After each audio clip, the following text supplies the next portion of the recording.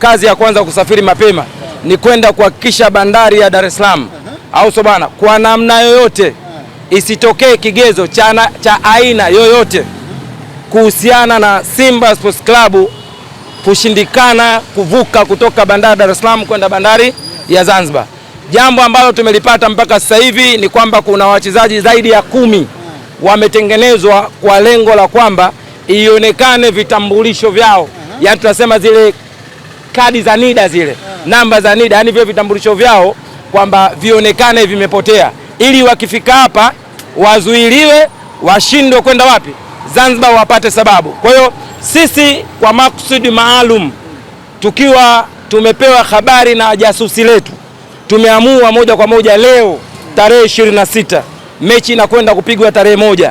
Begi unaoliona hapa mimi natangulia Zanzibar nikiwa na wenzangu akina Uchebe, akina Nasoro Yanga na wengineo wote. Umeelewa vizuri? Wale wote ambao unawafahamu wewe, akina Godi Yanga, akina Fumau, akina Kevo. Leo tunakwenda kuhakikisha bandari Dar es Salaam isitokee kigezo cha aina yoyote, yani kusema Simba ameshindwa kuvuka eti kwa sababu kadi za NIDA hana. Hicho kitu kisitokee, na tunaanza kutengeneza mazingira hapo, na tunakwenda kutengeneza mazingira katika uwanja wa Guantanamo Bay. Tuhakikishe rekodi yetu tunaenda kuitengeneza vizuri. Kabla ya kuelekea kwenye mchezo wa dabi ya Kariakoo, jana ameshinda goli 5-0.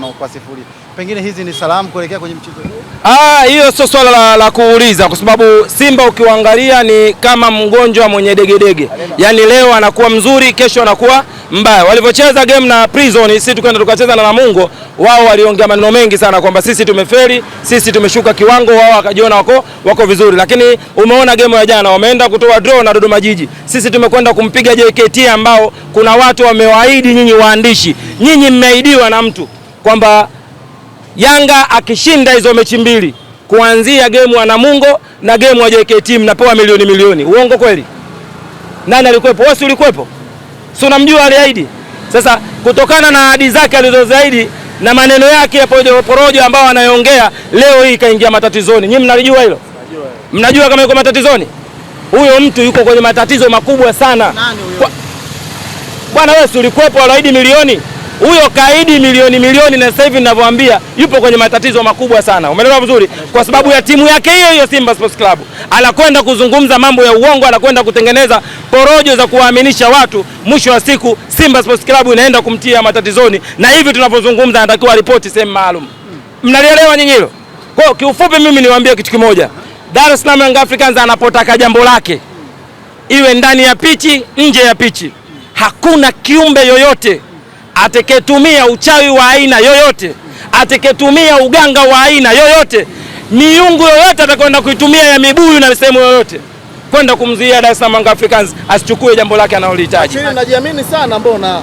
Najiamini, na ndio maana safari nimeianza mapema. Begi sinaliona hili hapa. Mimi naenda kupanda Azam Marine saizi. Umeelewa vizuri? Naelekea zangu wapi? Zanzibar. Na nimewaambia kwa nini naondoka mapema. Naondoka mapema kwa sababu mipango miji mnapokutana na Dar es Salaam Kariakoo dabi inapokutana, lazima mipango miji itengenezwe. Ninapozungumza mipango miji, kwa sisi wasomi wa Qur'ani, kwa sisi wandewa, kwa sisi watu ambao tumezaliwa zamani kidogo, tunaelewana vizuri. Mzee wangu nafikiri utakuwa umeelewa ninapozungumza mipango miji, si ndio? Lakini hawa watoto 2002 hawa akina Njiva hawezi kuelewa na maanisha nini. Ila kiufupi, kwa mimi binafsi nasema hivi, tunakwenda kutengeneza mipango miji. Rekodi iliyobakia kwa Simba ni hizi, na tunahakikisha tunakwenda kuzivunja. I swear anawaambia. Rekodi ya kwanza wanaotambia Simba Sports Club ni kwamba wamemfunga Yanga goli 6. Hilo no doubt.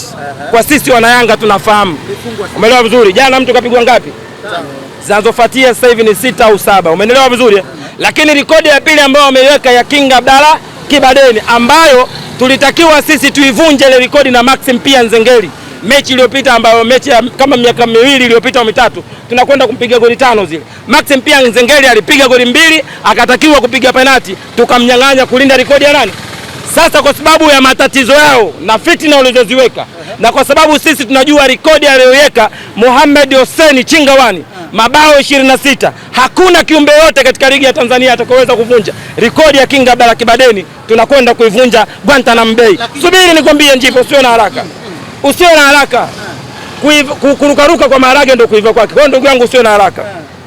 Rekodi hiyo tunakwenda kuivunja. Kwanza tunaondoa uzalendo.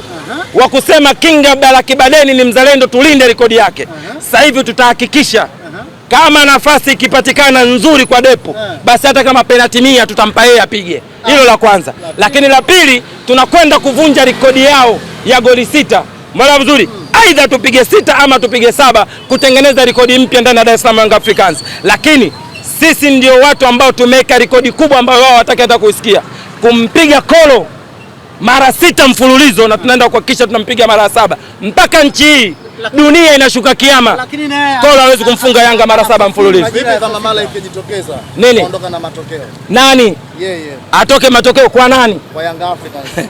Ndugu yangu, Simba akienda kunifunga Guantanamo Bay, mimi ahadi zangu mara nyingi huwa natimiza. Nifateni, wewe ofisini kwangu unapajua. Nyinyi nyote hapa mko ngapi? 1 2 3 4 5 6 7 8 9 10 11. Njooni mchukue milioni 1 na 100,000. Mnagana shilingi ngapi?